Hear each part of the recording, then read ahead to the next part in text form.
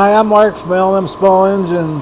Today we're working on a Diamond 25-ton log splitter with a Briggs & Stratton CR950 engine on it. It's a 208cc. Reason they brought it in, they haven't used it the last couple years, and they put some gas in it. It wouldn't start, but they sprayed carburetor cleaner, starter fluid in the carburetor. It run for a few seconds and died. They brought it over here, and inside the tank looked like a swamp. So I can just imagine what the inside of the carburetor looks like. So we're gonna get this running. We're gonna clean the tank out, clean the carburetor out, change oil, see if we can't get this log splitter back to life again. So hopefully you enjoy the video. Okay, let's go ahead and pop off the air filter assembly and stuff. As you can see, that filter got wet at one time. It's all wrinkled up, so we're definitely going to put a new air filter on there. And we have two 10mm nuts, and we have, looks like an 8mm bolt on top. Look at that gas just run out of that carburetor. So imagine there's probably gas in the cylinder and oil too. Look at all that gas is dripping out of there. I don't know if it's on the camera or not. Gas come out of there. That's usually ethanol related. Careful you don't ruin that gasket there. We'll pop this little choke lever off. I get a bucket here to get any more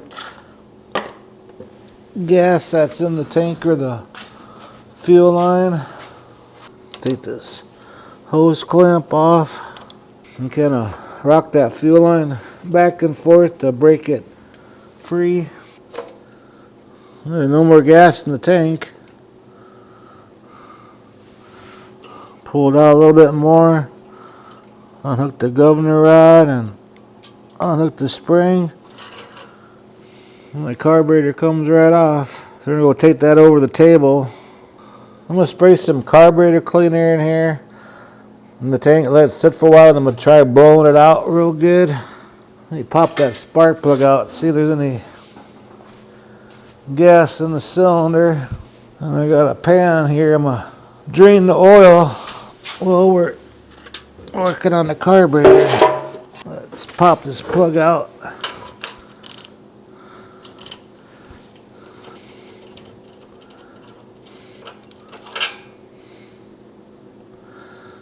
Almost has a rusty look to it.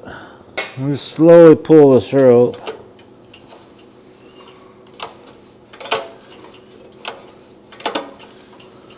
Well, nothing's shooting out of there, so that's good. I'm sure a lot of gas come out of here when I loosen that carburetor. Carburetor cleaning here because a lot of junks. It's not rusted. These tanks are known to rust out. There's a lot of debris dried on the bottom.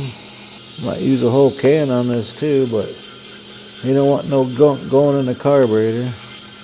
Look at all that brown stuff come out of the fuel line. And I'm going to use this whole can on this. Look at all that junk come out of the fuel line. Okay, with everything, I'll let that sit for a while before I blow it out, but let's go tackle this carburetor. And I'm going to drain the oil too. Okay, let's take this carburetor apart. And as you notice, this drain plug is the opposite side of where the fuel shutoff is. So it's easy access to get. Kind of put that drain plug on about the same side when we bolt it back together again.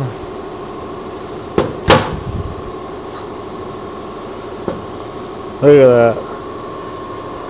I'm going to try finding a new bowl.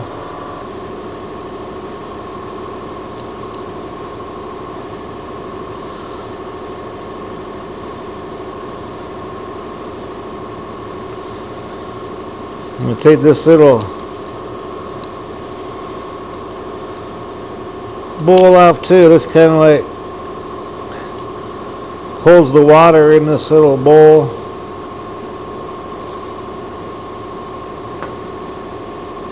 Just be careful you don't lose that gasket in there. Then right under where our idler screw is, there's a little pilot jet or idler jet under that. We're going to go ahead and take that out too. This idler screw is kind of what holds that in there. You need like a little skinny needle nose pliers and just pop it out of there. I'll show you to clean that in a second. But we're going to stick this in the ultrasonic cleaner solution. See if we can get that cleaned out. Open that valve. Go ahead and stick this in here. This is real dirty, so I'm going to go for 35 minutes. And when that's done, we'll put it back together again. Okay, this got out of the ultrasonic cleaner, and I think it did a really good job on it. A lot better than that. Anyways, I got a new bowl. And probably some people are asking, well, why don't you just put a new carburetor on there? And for me, I just don't have really good luck with some of them carburetors for some reason. If I can fix up the original, I'll do that. Then we're going to put the sediment bowl back on.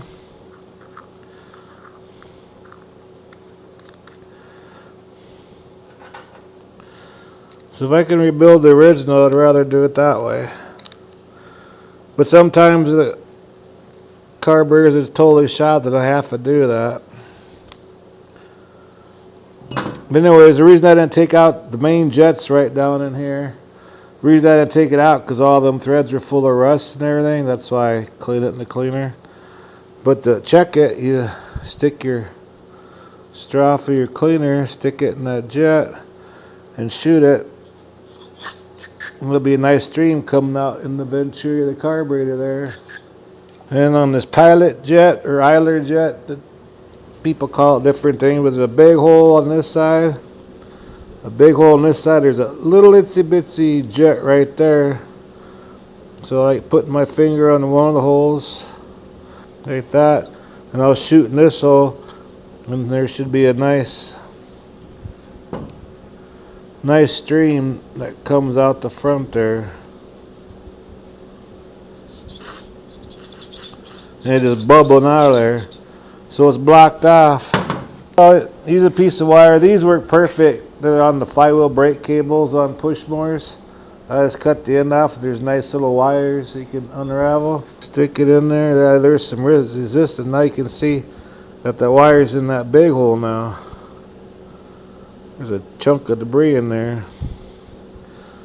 So then you just cover that other hole.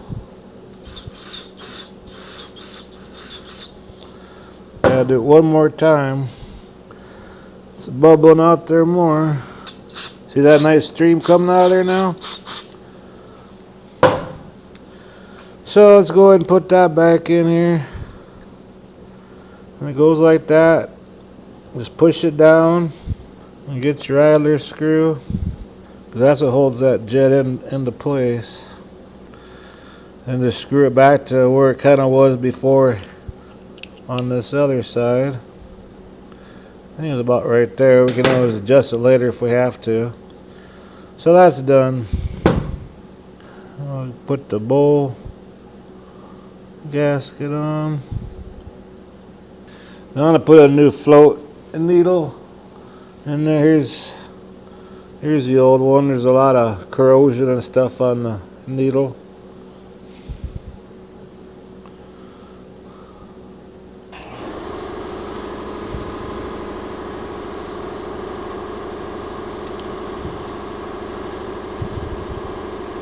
And get our pin, get the new bowl. We got a new bolt. And you could buy these parts on eBay and Amazon too. You're surprised they don't cost that much. If you want to try saving your original carburetor. But that looks a lot better than that crap.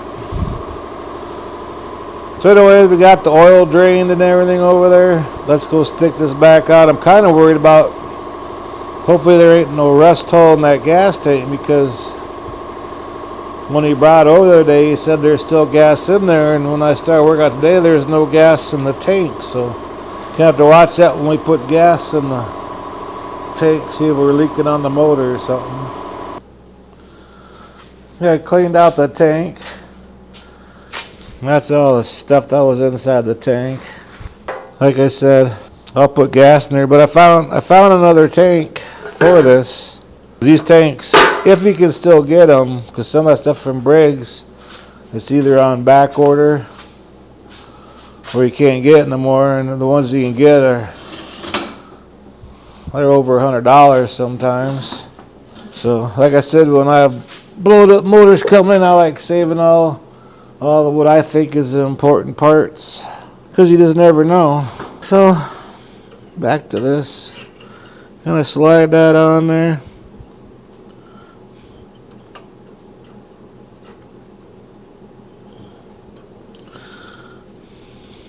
Put the governor rod in there, and this governor spring goes in that little hole right there, and kind of get the fuel line lined up. And as you push this carburetor, I'm gonna get my needle nose again. As you push it in, the fuel line should slide right on that inlet. And when I drained the oil, and the oil pan is kind of a rusty oil, so a little water did get in the crankcase.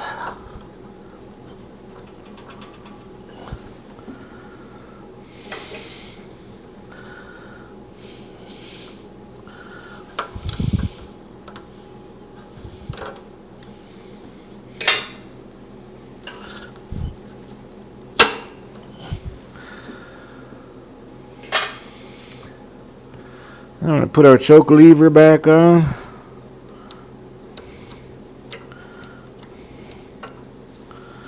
And kind of have the fuel shut off facing you and the choke facing you, so we slide that plastic housing back on.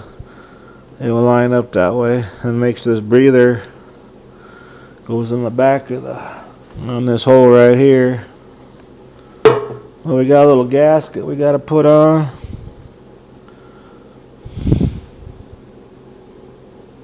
I'm gonna go and throw a new plug in there real quick, and gap them like around 28-30 thousandths, right around in there. And this is a Briggs motor, so like the champion number would be an RC12YC. There I like to use Briggs and Stratton spark plugs, and the Briggs and Stratton number is a 491055T. That's what I like to put in Briggs, the original Briggs plugs. But they're NGKs. All of them, they're all work. This is what I do around here.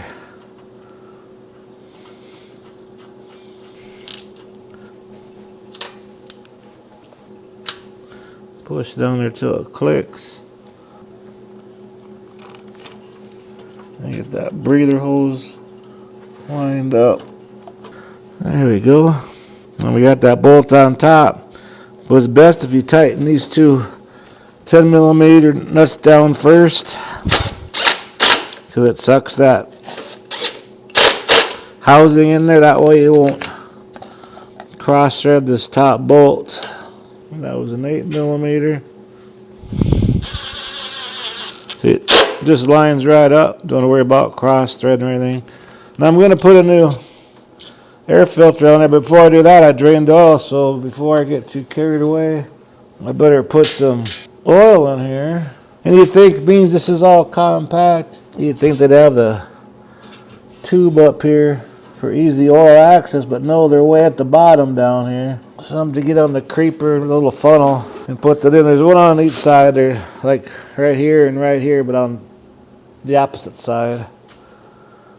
But you know what I should do before I do that? Just dump some gas in the tank and watch for drips. That's what I should do right now. Thing's been outside here for 4 or 5 days now. And you think, means this is all compact, you'd think they'd have the tube up here for easy oil access, but no, they're way at the bottom down here. Something to get on the creeper, a little funnel, and put that in. There's one on each side there, like right here, but on the opposite side. But you know what I should do before I do that? Just dump some gas in the tank and watch for drips. That's what I should do right now. Thing's been outside here for 4 or 5 days now. And he said he had gas in there, but when I pulled it in this morning, there it's half full. Just gonna let that, while I put oil in it and everything, just make sure it's not dripping on the ground.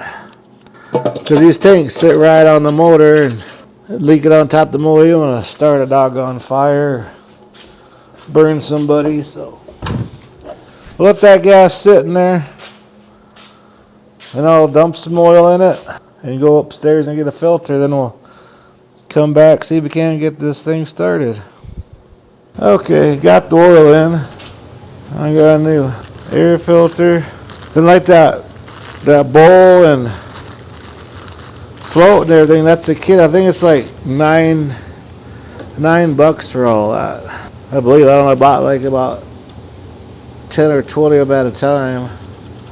Well, they're right there in the carburetor sections too, on eBay and Amazon. And I don't see no drips from the tank, so we lucked out on the tank.